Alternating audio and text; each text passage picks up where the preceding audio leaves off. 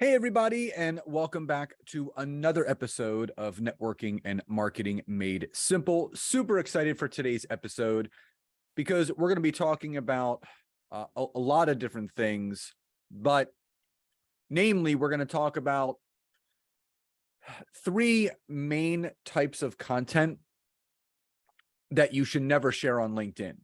So I did a poll, I would say about 2 weeks ago. And I simply asked, do you feel that people on LinkedIn are treating it too much like Facebook and Instagram? So there were over 215 people who voted, and nearly 71% voted yes. They did feel like people are using this LinkedIn, that is, too much like Facebook and Instagram. So I would absolutely agree. But what I want to get kind of granular with is three types of content in particular that you 100% want to stay clear of on LinkedIn. So number one is what is clarified as polarizing content. So polarizing content is anything that drums up or creates a negative feeling or response around it. Now, I'm just going to kind of give you three off the bat that I stay way clear of, and don't even touch with a 10-foot pole. So number one, anything political.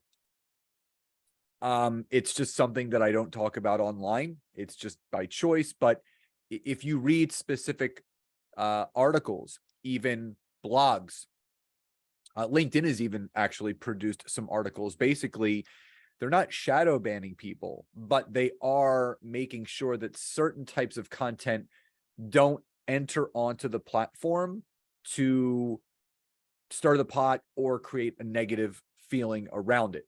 So I would say anything related to politics or government, I would completely stay away from. Also, the pandemic. So anything pandemic related also drums up a lot of negativity. But also I tend to stay away from anything that is going to bring the trolls out to play. And what I mean by that are the people that just love talking about negative stuff. They love really feeding into the negative aspect of things. So before you post something on LinkedIn, really do that polarizing check. Is this going to drum up negative energy? Is this going to drum up anything that is going to cause people to feel a certain way? And if so, then I would absolutely do your very best and your due diligence to stay away from something like that. So that's number one. Number two, scandalous images. Scandalous images. I don't know if it's because I'm a parent now that this bothers me more, but when I see people using their bodies to sell and using their bodies for the vanity metric aspect of social media, whether it be likes, comments, views, shares, where someone's self-worth is based on the vanity side of what they're posting, it just doesn't sit well with me from a personal and professional aspect, because LinkedIn, if you remember, is a professional networking platform. It's not a personal platform. It's a professional networking platform. That's the big thing. So when you understand that this is where people go to professionally network, not personally network, professionally network. Personally networking is a dating site. That's not what LinkedIn is. So if people are using their bodies to sell just to get vanity metrics and engagement, that's better for Facebook and Instagram. That's what you see going on there. It's not meant for LinkedIn. But if you also look at the types of people that come out of the woodwork, when I see certain people posting certain scandalous things where they're showing too much skin, a lot of the creepos come out and they write some really creepy stuff. in the comments, oh, I love you, I want to marry you, are you single? Like really weird, creepy things.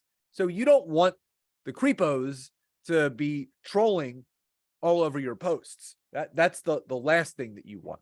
So stay away from any scandalous images on LinkedIn. And finally, number 3, I would say never post anything that doesn't have a specific lesson or a lead back to some sort of business or professional advice. So let me give you an example. So Nancy and I, we always take 3 weeks of vacation off completely during the summer. And as many of you may know that have been listening to this podcast, you already know that Nancy and I, we only work Mondays, Tuesdays, and Thursdays. We leave Wednesday, Friday, Saturday, Sunday completely open for whatever we want to fill it with. But we also make sure that we take a full week off in July, a full week off in August, and a full week off in September. Now, this happened to be in September. I always go to the gym first thing in the morning, even on vacation. And when I was coming back out of the gym, I had like just kind of like an epiphany type moment, like, ooh, I should do a video. Now, Mondays are when I usually do LinkedIn Lives, and it was a Monday, but I was down the shore, I was at the beach, and I'm not jumping on my laptop just to do a live. I still wanted to do a piece of video content. So here's what I did. So I was sitting in my car and I basically hopped on. I did like a 4 or 5 minute video correlating the similarities of building a healthy body and how that correlates to building a healthy business. Meaning I went over, to build a healthy body, you need discipline, you need a routine, and you need consistency.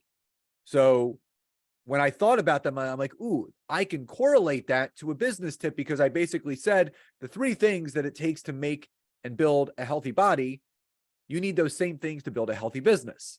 You need a routine, you need to be consistent, and you need to be disciplined. So I was able to take a personal life experience like working out and coming back from the gym, but I was also able to tie that into a meaningful type video that was still giving business advice. Now, if you're just jumping on there and talking about nonsense and not correlating it or giving a lead back to something for business, that's not going to help accomplish anything with what you're looking to do. So remember, when you are looking to really post the right type of content on LinkedIn, you also have to take note of what you should never post on LinkedIn. So stay away from anything paralyzing, stay away from anything scandalous, and stay away from anything that doesn't teach a lesson or lead back to some sort of business advice that will help those that are taking in the content that you've created. So again, I hope you enjoyed today's episode. Don't forget to write a review, leave a rating on Apple or iTunes or wherever you're listening to and from. But also don't forget, check the description of this episode. You can become a member of the Network and Marketing Made Simple podcast subscription. It's $2.99 a month, and it unlocks a bonus Friday episode every single week just for you. So 4 bonus episodes every single week. If you would like to do that, just go to the description of this episode and start your subscription today. So everyone, please enjoy the rest of your days, and I'll talk to you next time. Bye, everyone.